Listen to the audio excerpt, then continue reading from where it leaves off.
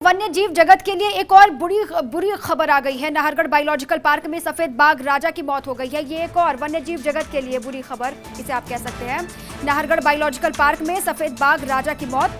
सप्ताह भर से चल रही थी राजा की तबीयत खराब। ये कहा जा रहा है कि सप्ताह भर से राजा की तबीयत खराब चल रही थी। पेशाब से खून आने के बाद 1 अगस्त को IVRI भेजे थे ब्लड सैंपल और इसके साथ ही काफी दिनों से भोजन छोड़ चुका था राजा। ये भी जानकारी उसको लेकर मिल रही है। लगातार की जा रही थी मॉनिटरिंग, लेकिन उसके बाद भी क्या वजह रही, क्या फिर इसमें भी कोई लापरवाही निकलकर सामने आ रही है, ये जांच का विषय फिलहाल कहा यह जा रहा है कि हफ्ते भर से ज्यादा का वक्त हो गया है। तबीयत खराब राजा की चल रही है और सैंपल भेजे गए थे और काफी दिनों से ये भी कहा जा रहा है कि भोजन छोड़ चुका था राजा और लगातार मॉनिटरिंग भी इसकी की जा रही थी कि आखिर एक्टिविटीज क्या कुछ है और उसी आधार पर आगे जांच बढ़ेगी और फिर स्पष्ट होगी तस्वीर। और इसी पर निर्मल तिवारी मेरे सहयोगी जुड़ चुके। निर्मल, क्या वजह बताई जा रही है, आखिर हुआ क्या है, इसको लेकर तमाम सवाल भी खड़े हो रहे हैं।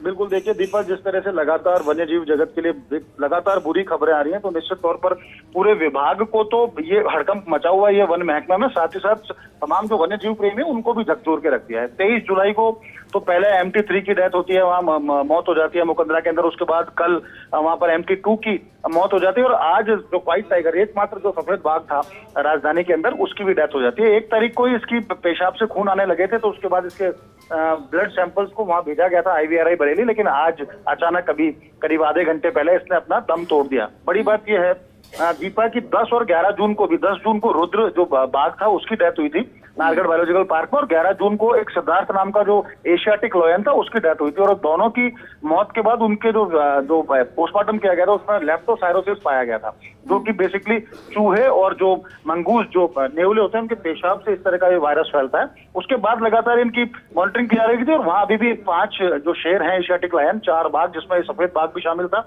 और 5 लेपर्ड है। इन सभी में इनका क्रिटिनिन जो लेवल है, मतलब इनकी जो किडनी की खराबी इन सभी के अंदर थी, उसके बावजूद मॉनिटरिंग की जा रही थी, दवा भी दी जा रही थी। लेकिन आज अचानक से जिस तरह से राजा ने दम तोड़ा है, तो निश्चित तौर पर पूरे वन्य जीव जगत को झकझोर के रख दिया और साथ ही सवाल भी खड़े होते हैं कि ऐसी कौन सी खामियां हैं जिनको अभी तक दुरुस्त नहीं किया गया पूरा वन महकमा। ये अलग बात है कि सुखराम विष्णु इस समय जैसलमेर है, वो भी बाड़ेबंदी के अंदर अपना वहां उनको रहना पड़ रहा है, लेकिन पूरा वन महकमा जितने भी प्रशासनिक अधिकारी तमाम यहाँ पर है, IAS IFS लगे हुए हैं तमाम, लेकिन कोई भी प्रॉपर मॉनिटरिंग का इसमें अभाव नजर आया है। कहीं ना कहीं गलतियां जरूर रही हैं और निश्चित तौर पर अब वो समय आ गया है कि जब पूरे वन महकमे में आमूलचूल परिवर्तन की जरूरत है।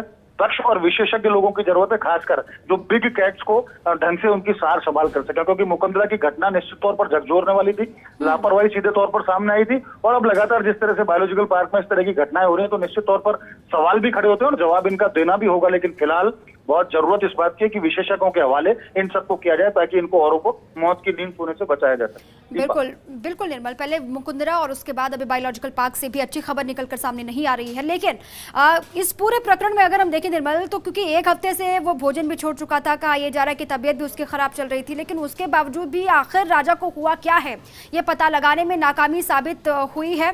बायोलॉजिकल पार्क ही नाकाम हो रहे हैं क्योंकि एक लंबा वक्त लग गया पता लगाने में। निश्चित तौर पर दीपक, निश्चित तौर पर देखिए, मैं पहले भी आपको निवेदन किया कि 10 और 11 जून को यहाँ एक बाघ और उसके बाद एक एशियाटिक लॉयन की मौत हुई। उसके बाद जो तमाम इनके नमूने लिए गए उसमें साफ तौर पर दिखा कि इनकी किडनी में जो क्रिटिनिन लेवल है वो बढ़ा हुआ है। सामान्य तौर पर किडनी 1 से नीचे होता है, लेकिन इनका 2.5 से 3 चल रहा था, तो निश्चित तौर पर गंभीर बात थी।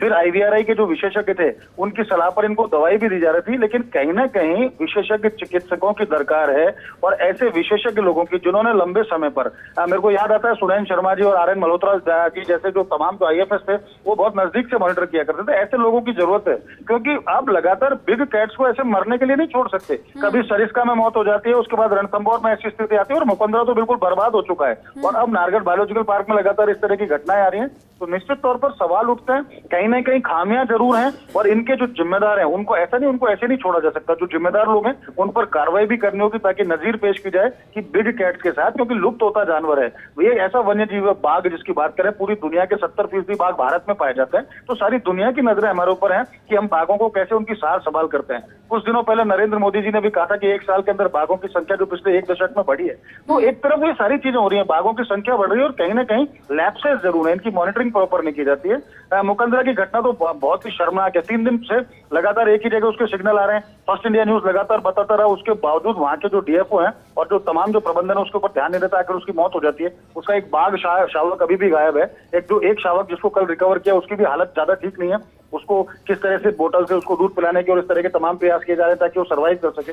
तो निश्चित तौर पर बड़ी घटनाएं हैं, आमूलचूल बिल्कुल परिवर्तन के निर्मल, दरकार वो मुकुंदरा हो, सरिस्का हो या फिर नाहरगढ़ बायोलॉजिकल पार्क हो, वहां पर ये दर्शाता है कि प्रशासनिक स्तर पर जो लापरवाही है वो नहीं हो रही है और इसीलिए प्रबंधन भी लापरवाह बना हुआ है। बहुत शुक्रिया आपका तमाम जानकारियों के लिए।